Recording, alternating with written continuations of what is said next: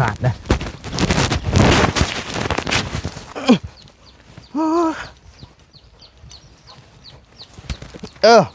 ให้ทางเจ้าฝากขอบบุญขอบคุณทางแม่คำแพงเนาะดวงพระไสยจักรในเด้อเอาฝากขอบบุญขอบคุณเพิ่นในเด้อขอบใจผู้ใหญ่ใจดีที่ซอยเหลือที่ซื้อให้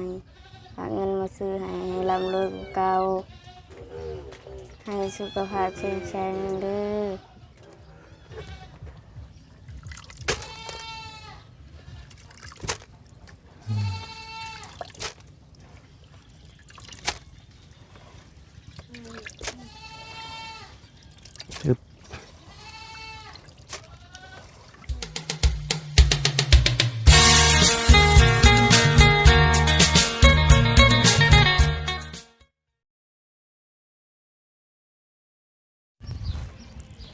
เอาเนาะพี่น้องเลยเปิดคลิปเปิดภาพมาเมื่อนี้ก็อยู่พี่เด้อเนาะอยู่ทางบ้านเทิมน้อยเนาะพี่น้องพอดีเดินทางลงมากับลุงเฮิมช่วงเช้าพี่น้องเลยแต่ว่ามากับฝนตกลัดทางเนาะพี่น้องเลยก็เลยจอดพักมานำเนาะแล้วก็มองแดดมองตกพี่น้องเลยฝนก็โอ้ยจักจังไหนเนาะพี่น้องเลยมื้อนี้ก็ทางบ่ได้ก็ได้เข้ามาหาทางน้องรัศมีเพิ่นอีกรอบเนาะพี่น้องเลยมามื้อนี้ก็บ่ได้มาโตเปล่าเนาะพี่น้องเลยมีข้าวสารอาหารแห้งเนาะเป็นมาม่าปลากระป๋องขนมเกลือปิ้งนัวเนาะพี่น้องเลยมามอบให้ทางน้องเพิ่นก่อนอื่นก็กลับทักทายสบายดีเด้อเนาะพ่อแม่พี่น้อง FC เบิร์ดสุขูสู่คนบ่ว่าอยู่ในและต่างประเทศก็ยินดีต้อนรับเข้าสู่ช่องบ่ไล่คือเก่าพี่น้องทางเข้ามาบ้านฝนตกพี่น้องสิฝนตกทางขาดเลยเนาะลำบากเลยบ่ไล่เอาเข่ามานี่พี่น้องยังดีแต่ซื้อเสือกหัดมาน้ำพี่น้องว่าไล่กะไปได้ว่าทางมันฝนตกนี่มันต้องเปื้อนมันต้องยากเนาะพอดีมีทั้งเอื้อยหักของบ่ไล่นี่แหละเนาะเพิ่นได้ฝากเงินมาให้ทางบ่ไล่ซื้อข้าวซื้อน้ำมาให้ทางน้องเพิ่นเนาะเพราะว่าทั้งเพื่อนน้องเพิ่นก็ขาดแคลนเรื่องข้าวเนาะเรื่องข้าวเรื่องน้ำเนาะน้ำก็ขาดได้ดีแล้วพี่น้องเลยเพราะว่าน้ำนี่ไปตักอยู่สุดผู้พี่น้องสุดนั่นก็เลยเอื้อยเพิ่นก็ดูสงสารเนาะก็เลยผากมาให้ทางบ่ได้ซื้อข้าวแล้วก็ซื้อเป็นมีมาม่าปลากระป๋องเนาะมาให้ทางน้องเพิ่นพี่น้องอะไรก็ซื้อมาให้2 แก๊สพี่น้องเลยแล้วก็ปลากระป๋องเนาะเป็นทั้งเอื้อยคำแพงเนาะดวงพระไสยจักรเพิ่นก็เป็นคนลาวคือกันนี่แหละเนาะแต่ว่าทั้งเอื้อยเพิ่นไปอยู่ต่างประเทศยืนเนาะหลายปีแล้วพี่น้องเลยก็ต้องขอบุญขอบคุณทั้งเอื้อยหลายๆเด้อเนาะที่ไว้วางใจให้ทั้งน้องเป็นสะพานบุญให้กะทั้งบ่ได้กะสิพยายามเฮ็ดให้ดีที่สุดเท่าที่สิเฮ็ดได้เนาะพี่น้องกะขอให้เอื้อยอยู่ดีมีแห้งเด้อเนาะความเจ็บบ่ให้ได้ความไข้บ่ให้มีเนาะปรารถนาสิ่งใดก็ขอให้ได้สมความมุ่งมั่นดังปรารถนาบ่ว่าเฮ็ดธุรกิจการงานหยังก็ขอให้เฮงๆปังๆดำๆรวยๆตลอดปีและตลอดไปเนาะสาธุเนาะเอาบ่ว่าอะไรอย่าห่างเนาะพี่น้องเดี๋ยวเข้าไปหาทางน้องเพิ่นก่อนพี่น้องเป็นจังใดเนาะความรู้สึกหลังจากที่มีทางผู้รักผู้ใหญ่เพิ่นสดซอยเรื่องข้าวเรื่องน้ำเรื่องการอยู่การกินเนาะพี่น้องเอ้ยไปเดี๋ยวเข้าไปหาทางน้องเพิ่นกันเลยเนาะพี่น้องเอ้ยไปนี่นะพี่น้องเอ้ยหัดมานี่เนาะใส่ข้าว50 โลตกขุมตังปากเลยโทษนี่เนาะ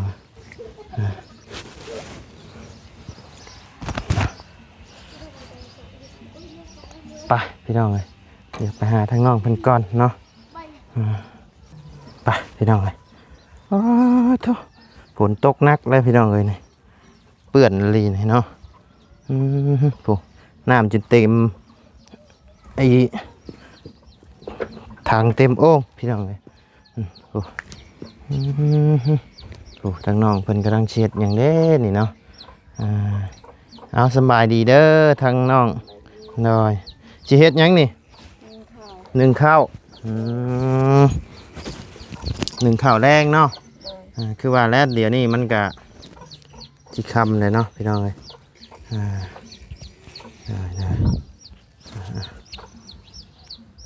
บ่ได้ไปเลี้ยงงัวมื้อนี้บ่พอไปเลี้ยงพอไปเลี้ยงโดยอยู่เอาเอื้อยโดยเนาะพี่น้องปกตินี่มีแต่เอื้อยและเอาน้องเนาะแต่ว่านี่นะน้องเอาเอื้อยพี่น้องทางแม่ได้ค่ะเพิ่นไปหาเฮ็ดไปหาเฮ็ดยังนะเฮ็ดเพาะหาเฮ็ดมาขายนี่แหละเนาะถูกพี่น้องเลยดูที่ว่าทางน้องเพิ่นเอาพี่น้องเพิ่นนั่งอยู่นี่ตลอดบ่นี่โดยเวลานั้นเพิ่นก็ไปย่างไปหันไปนี่อยู่บ่โดยไปงัวนอนในตารางนี่บ่นี่โดยพอไปเลี้ยงงัวมื้อนี้เนาะ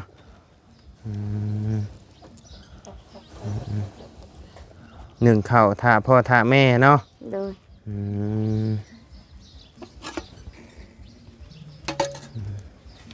ใช้เกิบกับบ่ใช่บ่มีเกิบโดยเกิบขาดโดย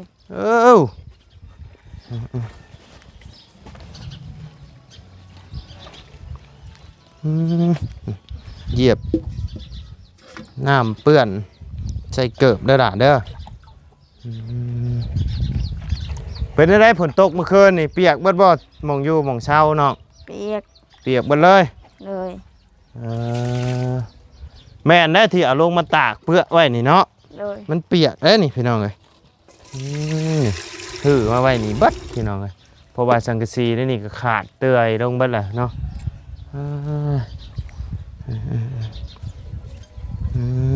เกิบกับบัวไซบ่มีเกิบเนาะน้องเนาะ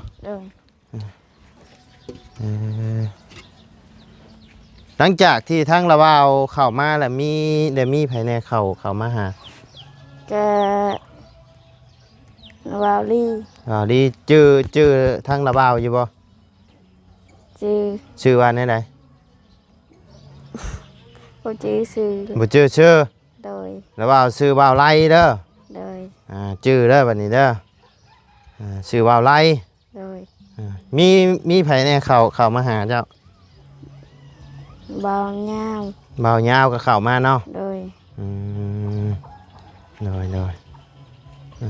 เพื่อนน้องเพื่อนนี่ก็เกือบซ้ำเพื่อนน้องน้ำเพื่อนผู้ใดพี่น้องเบิ่งในกล้องคือสิบ่เซ่ปานใดได้พี่น้องเอียงน่ะยังเมตู้เพิ่นเฮ็ดยังน่ะโอ้หมูได้หมูโอ้หมูมันสิกินข้าวบ่อ๋อมาพี่ก่อนใช่ไหมมาพี่ก่อนมาเอาเครื่องขึ้นเฮือนก่อนมาแล้วว่าเอาชื่อเนี่ยอยู่เนี่ยกินมาให้มานี่มาเถอะ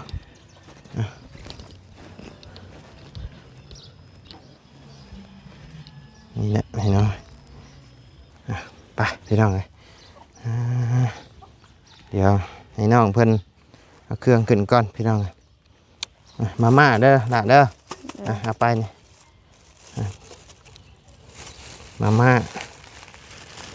อันนี้โบแมนอันกล่องไม้บ่ไรจับให้ดาวาเนี่ยจับเด้อเดี๋ยวดาวาสิปดเห็นอยู่บ่เห็นอยู่เนาะ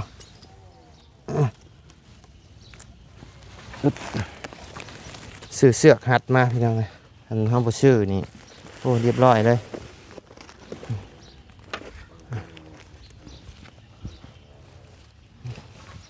ไว้ใส่งานต่อพี่น้องเลยเก็บไปใส่งานต่อเพราะว่าเขาต้อง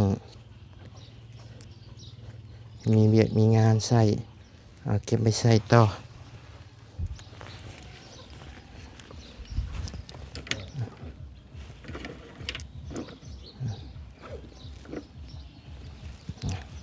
นี่เด้อน้องเด้ออัน โดย ขนมอะไรนี่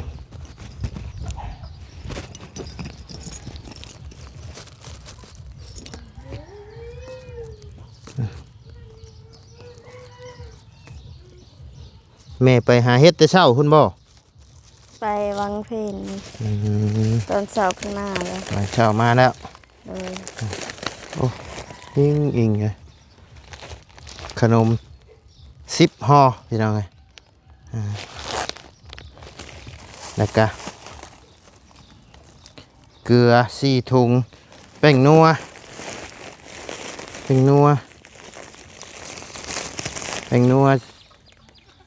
4โลพี่น้องไงคือสิกินได้หลายมื้ออยู่ดอกเนาะ โดย ไปมาพี่มาเดี๋ยวเราเอาขึ้นให้เอาไว้นี่ก่อนพี่น้องเลยอึ๊บออกก่อนบันไดนี่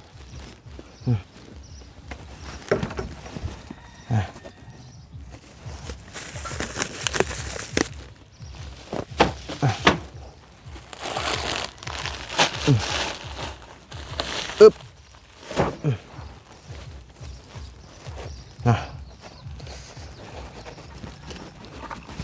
เอาเข่าลงก่อนเดี๋ยวหมูสิกินพี่น้องเลย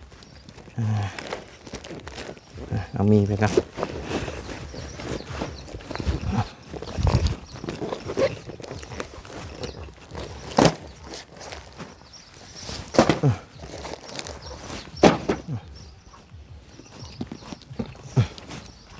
เห็นอยู่บ่ เห็น ให้ทั้งน้องเพิ่นจับกล้องให้พี่น้องคือสิให้น้องเพิ่นแบกนี่คือสิแบกบ่ได้เนาะแบกได้บ่ จะเอากล้วยหนังให้แบ่งอ่ะ ได้บ่ บ่ได้ บ่ได้ เลย บ่ได้แต่ละว่าเอามือได้สิเฮ็ดแนวใดบัดนี้ แบ่งเอา แบ่งเอา เลย เพิ่นก็ฉลาดอยู่เนาะพี่น้อง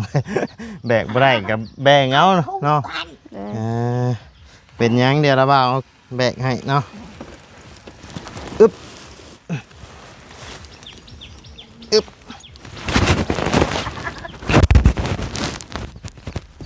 ขาดนะ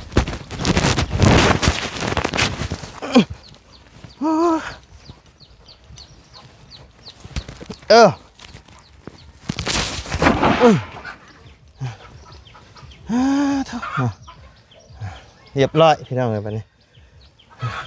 ไปเอาบันไดมาบัดนี้เอาบันไดมาขึ้นไว้เท่า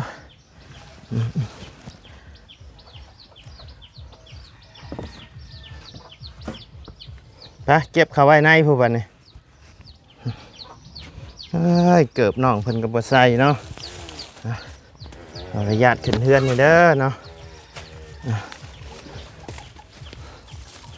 ฝนตกผ่าลงเมื่อคืนนี่ขี้ไก่เกี้ยงเบัดเนาะไปเบัดเลยพี่น้องเลยเถอะ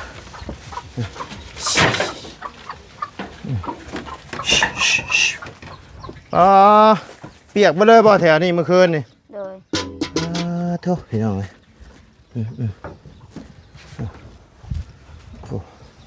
มาเอาเข่ามาละเอามีเข่ามา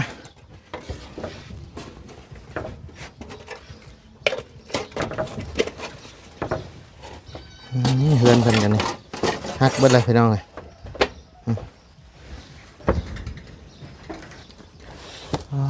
ห่อนเลยนี่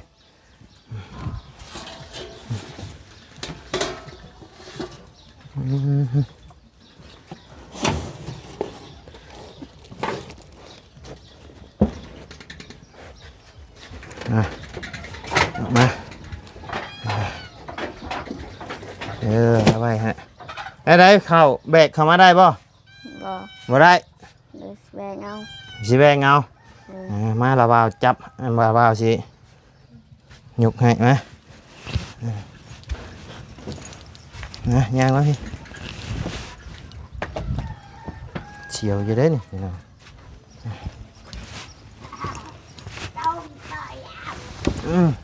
ได้อยู่แม่อึ๊บเฮ้ยมาพี่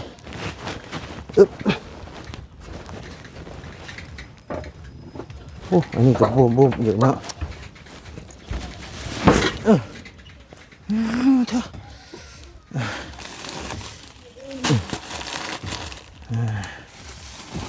เสียงไผเสียงน้องจะบ่เสียงเอื้อยจะบ่ เลย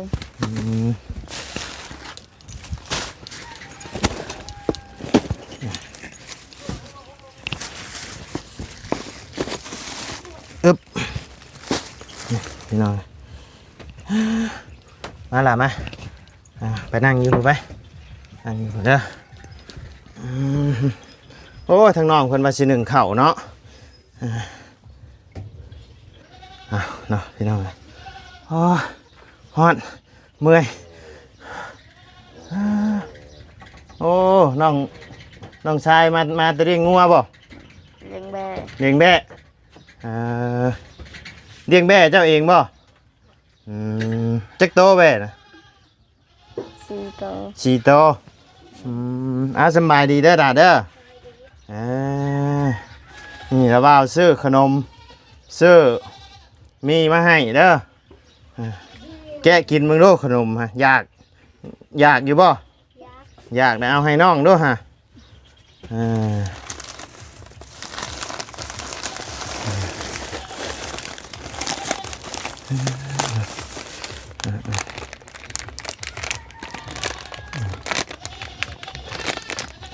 แกะกินรส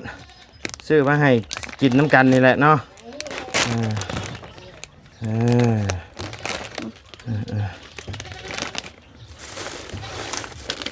กะว่าจักมื้อสิเบิดนี่ ดน เนาะข้าวชานนี่ได้ซะ ได้ประมาณ2 เดือน 2 เดือนฮอดบ่2 เดือนชอบหนึ่งโอ้แสดงว่ากินบ่ร้ายใช่เนาะอันนี้บ่ข้าวอะไรข้าวชาน ห้ ใช้ข้าวชานนี่ค่ะ ำสอบ ใช้เบิ่งฮะยังเดือหน่อยหรือหลาย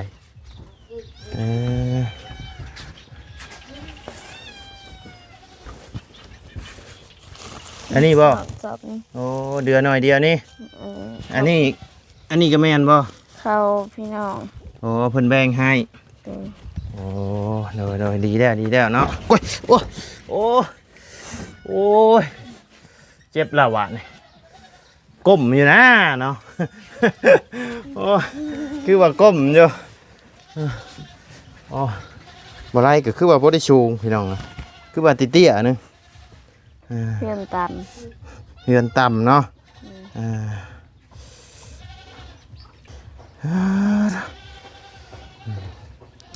เอาเงินที่ซื้อเครื่องซื้อของมานี่กะโมเมนต์เงินอ้ายเด้อเป็นเงินทางเอื้อยใหญ่ใจดีเพิ่นเด้อหรือว่าทางน้องสิเอิ้นเพิ่นแม่ก็ได้เด้อเพราะว่าทางเอื้อยเพิ่นกะอายุเพิ่นกะ50 ปลายแล้วเนาะทางน้องเอิ้นมาแม่ก็ได้เด้อเพิ่นได้ฝากเงินมาให้ทางละบ่าวซื้อข้าวซื้อมีซื้อปลากระป๋องขนมมาให้เด้อด่าเด้อมีแต่ว่าอยากให้ทางเจ้า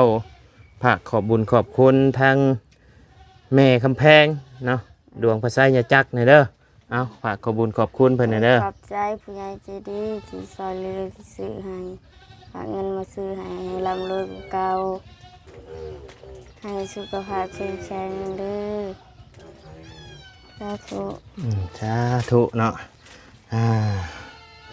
กินได้หลายมื้ออยู่ดอกเนาะ โดย เถอะพี่น้องเอา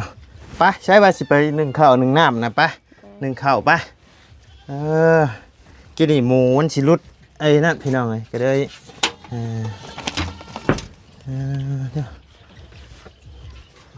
เจ้าว่าหนึ่งแต่ละมือกะ โดย ได้เอาลงให้เอื้อยกินน้ำในกว่าขนมนะเอื้อยอยู่ลุ่มมา เพิ่นป้อนเป็นอยู่บ่ เป็น อืมอืมอืมอืมโอ้ออกมานี่เย็นจ้อยเด้อเนาะทางมีตู้เพิ่นโอ้บ่ไรบัดใช้อันเอาขนมมาดูหา เอาให้ ถุงเด มัน เด ได้ เดถุงนึงเอาชบนึงไว้ให้ทั้งแม่ตู้ดูล่ะโอ้ยบ่ไรบัดบ่ได้ชื่อมาซ้ำเนาะเพิ่นเป็นหยังแบ่งกันเนาะ โดย อันนี้เป็นทั้งแม่ตู้เจ้าบ่ โดยไม่เท่า เป็นหยังบ่ไรชื่อมาหลายอยู่พี่น้องเอ้ยบ่ไรชื่อมาหลายอยู่เดี๋ยวให้ทั้งแม่ตู้เพิ่นนำถุงนึงนี่แต่ว่าให้น้องเพิ่น1ข้าว1น้ำก่อนพี่น้องเอ้ยใช่เพื่อนยืดอยู่เนาะอึบโอ้ยมวยกันเนาะน้อยดิตะเปาะอยู่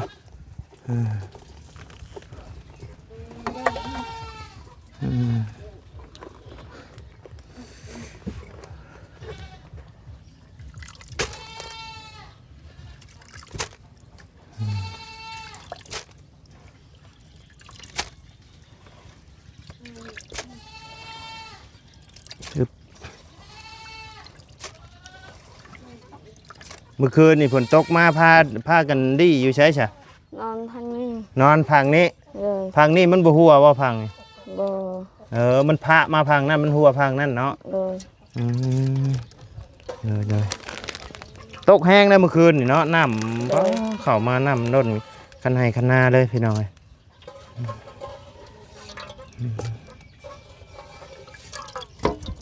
ชึบ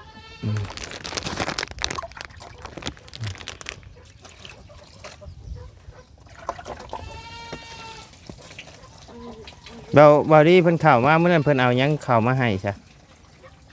เอามีให้แล้วก็เอาเครื่องให้ เอาเครื่อง โดย โอ้ยมวยเพิ่นกันเนาะชื่อมาแต่ใช้อันนี้ พอซื้อมาแต่บ้าน พอชื่อมาแต่บ้านเอ้ยเกือบกับบ่มีซ้ำเนาะเนาะเดี๋ยวมื้ออื่นนะบ่าวสิซื้อข้าวมาให้เจ้าใช้เบอร์หยัง โบจัก ฮะ โบหู เอ้าเจ้าบ่ฮู้ว่าจะใส่เกิดเบอร์หยัง โบหูมีแต่แม่ซื้อให้ มีแต่ พอดีกับตีนลาแล้วก็ซื้อมา แม่ชื่อให้แล้วเจ้าบ่เบิ่งว่าใช่เบอร์ เกิดมาแล้วเบอร์เก้า เกือบมาลาวเบอร์9 เลย เกือบชบเลย โบหู บ่ฮู้ เลย เกือบชบก็สิอยู่ในประมาณจักโอ้โมเมนต์38 35บ่ เลย 35เนาะ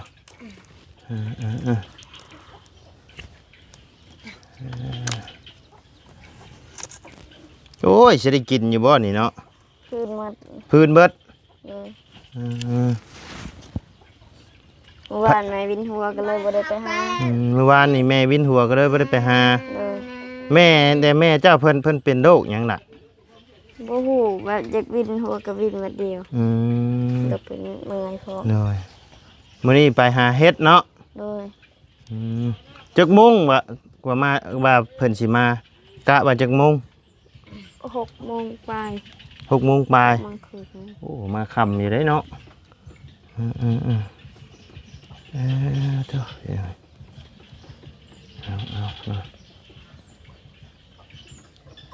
เอาโอเคสามีแต่ทั้งละว่าวก็จะได้ออกปะเด้อบัดนี้เด้อมื้อหน้ามื้อในเดียวทั้งละว่าวสิมาเยี่ยมมายามใหม่มีข่าวดีแนวใดสิมาแจ้งอีกทีเด้อหน่อยมีแต่ว่าสู้ๆเด้อน้องเด้อกระดังหนึ่งเข่าเนาะเข่าหนึ่งนับพี่น้องทางพ่อกับไปเลี้ยงงัวมื้อนี้เอาน้องเอ้ยเอาเอื้อยเนาะ เลย เอาเอื้อยแทนแม่ เลย แต่ว่ามามื้อนี้เพิ่นบ่ห้องบ่หยังเนาะ เดี๋ยวเรากินข้าวอีก เรากินข้าวอิ่มแล้วเราบ่ให้ เลย เอาพื้นนี่ใช้บ่ได้บ่นี่ ได้ อืมอืมอืมบ่ได้บ่ ได้ อืมมันสิได้กินอยู่บ่คันเจ้าบ่ใช่นี่ ใส่แล้ว เอาฉันเนาะอย่าให้น้องเพิ่นหนึ่งข้าวหนึ่งน้ำก่อนพี่น้องเลยมาทั้งระว่าเอาคอได้คอไม้นี่ล่ะตัวอ่ะโอเคระว่าเอากลับป้าเด้อบัดนี้เด้อเอาสบายดีเด้อด่าเด้อสบายดีแล้วน้องใส่เสื้อยังน่ะกุตรัวโยใส่เสื้อพูนยิงบ่น่ะโอ้ใส่เสื้อคักอีใส่กระโปรงเลยเนาะเจ้ากับบ่มีเกิบบ่ฮะส่วนเกือบกับส่วนเข้าเอาแล้วตัวนี้กับพี่น้องเลยนี่ส่วนเข้าเสือกพางส่วนเข้าเลยได้เอาโอเคสิเนาะคันระบาวได้เข้ามาเดี๋ยวระบาวซื้อมาฝากเด้อเกือบเด้อใส่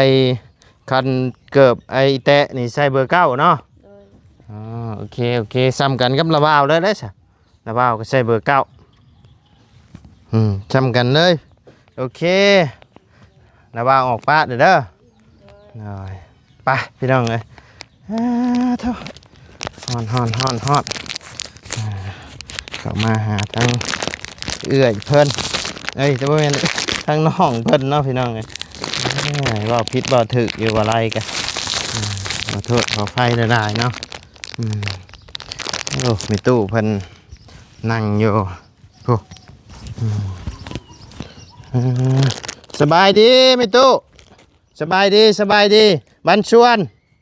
ได้ยินอยู่บ่ ไม่เท่าหูนัก ไม่เท่าหูนักโอ้ยโดยขนมนะตู้เด้อไว้กินเนาะเป็นบ่ได้ยินพี่น้องเลยบ่เป็นหยังตู้ขาดแล้ว โอ้ มีจัง บ่มีไปสั่งโดยใช้เฮือนใช้แม่ตู้เด้ใช้เฮือนเจ้าอยู่ใช้เฮือนลูกอันนี้บ่เฮือนน่ะอยู่เฮือนแม่เนี่ยเขาอยู่นำลูกโดยทางมีตู้เพิ่นบ่ได้ยินพี่น้องเลยอยู่นำลูกลูกแม่ยังโดย12 คนยัง9 คนโอ้โดยพอดีโลนึงด้วยเนาะตู้เนาะโอเคสตู้เด้อเดี๋ยวลูกออกปะกันเด้อบัดนี้เด้อมื้อหน้ามื้อไหนสิมาหาใหม่เด้อโดยสบายดีเด้อตู้เด้อเพิ่นบ่ได้ยินพี่น้องเอ้ยตายงัวควายตายหมดโดยเอาเนาะพี่น้องเอ้ยโอเคสำหรับพ่อแม่พี่น้องสำหรับคลิปนี้ทั้งบ่ไรกะในน้ำต่างหน้าที่เป็นสะพานบุญให้ทั้งเอื้อยคำแพงมาเลยตลอดเนาะก็ต้องขอบบุญขอบคุณทั้งเอื้อยคำแพงหลวงพระไสยจักรหลายๆเด้อเนาะที่ใบวางใจให้ทางบ่ไรเป็นสะพานบุญให้เนาะทางเอื้อยเพิ่นก็โอ้ให้ทางบ่ไรเป็นสะพานบุญให้มาเลยตลอดพี่น้องเลยทุกเขตบ่ว่าสิทั้งสาวเพชรหรือว่าผู้พิการตาหันเนาะพี่น้องแล้วก็ไผอีกล่ะแล้วก็น้องลาหันเนาะพี่น้องเลยโอ้ทั้งเอื้อยเพิ่นก็หลายเนาะพี่น้องเลยแล้วก็เอื้อยเพิ่นฝากเงินมาให้ทั้งบ่ไรซื้อเครื่องซื้อของไปแจกจ่ายตามเพื่อนตามชานแต่ละเขตแต่ละใดก็หลายเนาะพี่น้องเลยทั้งเอื้อยเพิ่นสดซอยมาเนาะก็ต้องขอบุญขอบคุณทั้งเอื้อยหลายๆเด้อเนาะขอให้เอื้อยอยู่ดีมีแฮงความเจ็บบ่ให้ได้ความไข้บ่ให้มีเด้อเนาะปรารถนาสิ่งใดก็ขอให้ได้สมความมุ่งมา่ดังปรารถนาเนาะเพราะว่าเช็ดธุรกิจการงานอย่างก็ขอให้เฮงๆปังๆดำๆรวยๆตลอดปีและตลอดไปเนาะและที่สำคัญก็คือขอให้สุขภาพร่างกายแข็งแรงพร้อมครอบพร้อมครัวอย่าเจ็บอย่าจนเด้อเอื้อยเด้อเนาะสาธุเนาะโอเคเนาะพ่อแม่พี่น้องสำหรับคลิปนี้ก็ทางบ่ไรก็สิได้ขอจบคลิปลงไปเพียงสำนี้ก่อนเด้อพี่น้องเด้อขอบบุญขอบคุณพ่อแม่พี่น้องและ FC เบิร์ดสุขุสุคนเนาะที่เข้ามาติดตามและรับชมทั้งช่องบ่ไรเนาะสำหรับคลิปนี้ก็ลำลาเด้อพี่น้องเด้อสบายดี